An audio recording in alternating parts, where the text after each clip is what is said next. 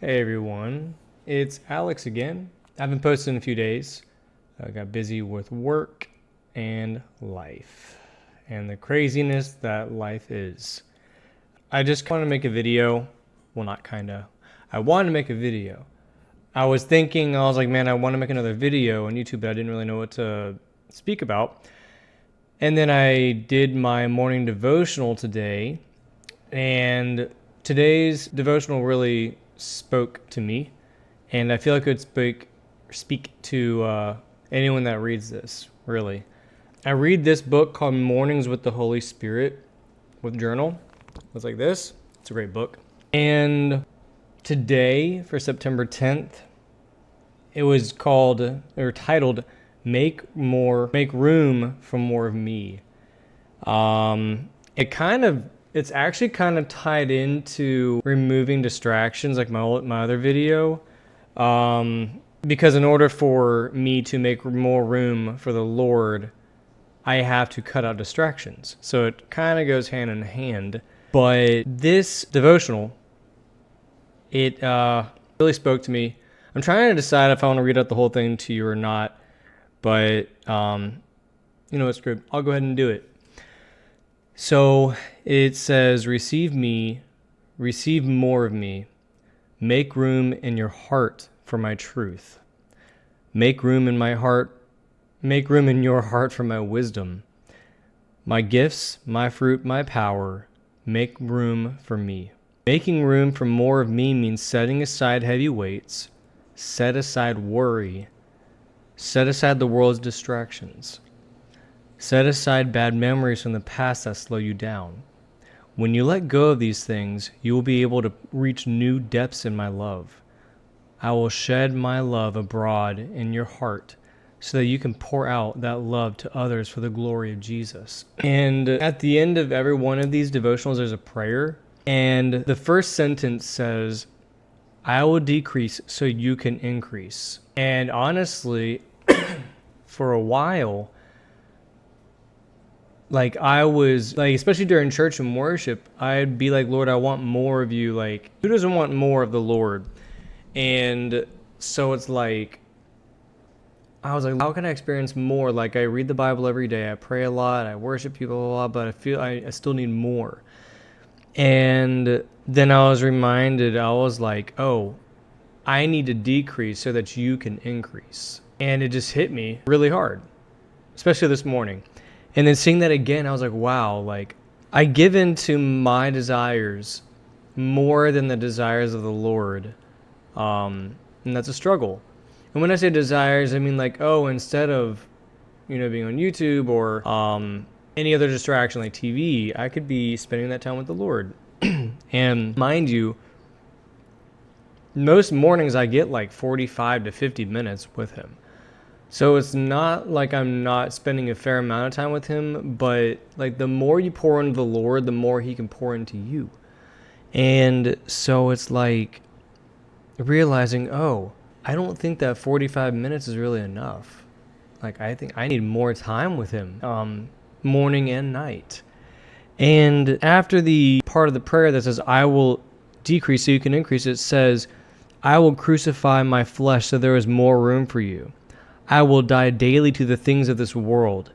I will deny myself and carry my cross. But then here's a key thing that it says at the very end. I ask only one thing as I set out to do this. Give me grace. I don't know about you guys, but I need all the grace I can get.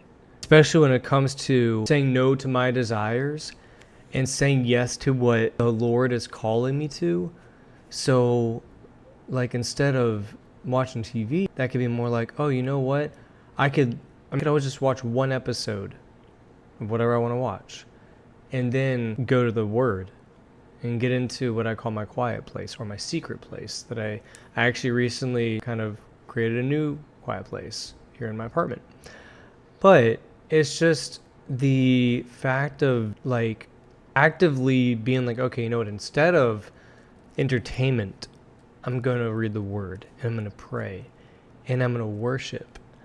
Now, that will look different for everybody. It's subjective.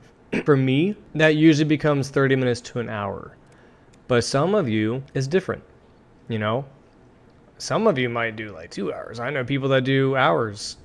Just depends. Changes for everybody.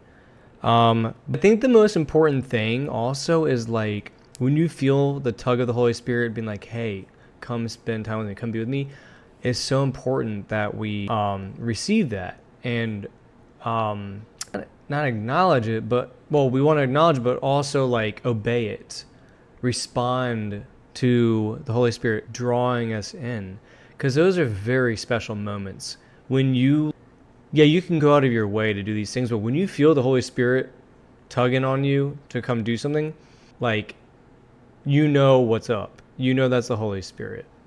There's almost no denying it. I remember, like, earlier this year, I was out for a walk, and I was coming up to near where my apartment is, and all of a sudden, like, I wasn't listening to music, but all of a sudden, I felt this, like, flutter in my heart to go up to my apartment, to put on worship music and start dancing and worshiping. And I knew that was the Holy Spirit being like, hey, come on, let's go celebrate salvation. Let's go celebrate Jesus. Let's go worship. Let's be together. So I did. And it was one of the most amazing times ever. I still remember it, and it brought me great joy. I pray for those moments. They don't always happen, but when they do, I always try my best to respond. And so when I did respond that night, like I said, it was a very intimate, joyful, and great experience. You know, like I said, they don't always happen, but when they do, you know, it's like a little whisper in your ear, you know. And so how I encourage y'all to really press in when you hit those moments, to respond to those moments. Because you never know what the Lord has for you. And if you're like, oh, well, I want to go do this instead. When you respond to the Lord calling you to something, the benefit greatly outweighs whatever little fun thing you could imagine doing or whatever distracting thing you could do. Plus, it's like the Lord rewards obedience. He really does. That's something I've been trying to also work on and grow in, is being obedient. I don't always know what that looks like, but I just know that when I'm obedient, I'm in agreement with God. And the Lord knows we're not always going to be fully in agreement with Him because we're fallible humans. We're weak and we make bad choices sometimes. But that doesn't change how much grace He has for us. And that's something that, that I have to always remind myself of, is that He has so much grace for His children. He does. And so, you know, that's mostly what I wanted to talk about, was just making space for the Lord. You know, we spend so much time wasting time. And it's hard not to. It's hard not to when you have so much stuff going on. You have everything at your fingertips, on your phone, you know, TV, internet.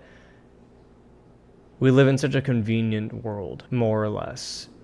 But it's like, that doesn't mean that we should. It's like, just because you can doesn't mean you should. That is something that my parents said recently. Just because you can doesn't mean you should. And they're wise parents, so I'm inclined to believe them. But yeah, I don't know. I just wanted to kind of speak on that. Yeah, I think that's probably where I'll end it, because I'm trying to like do these videos kind of being led by the Spirit, and you know, not try to fabricate or anything, you know, because there's no need to do that. So yeah, I guess with that being said, I think that's where I'll end the video. But like I always say, hopefully this video will resonate with anybody who watches, and hopefully it'll encourage you to make room for the Lord. See y'all later.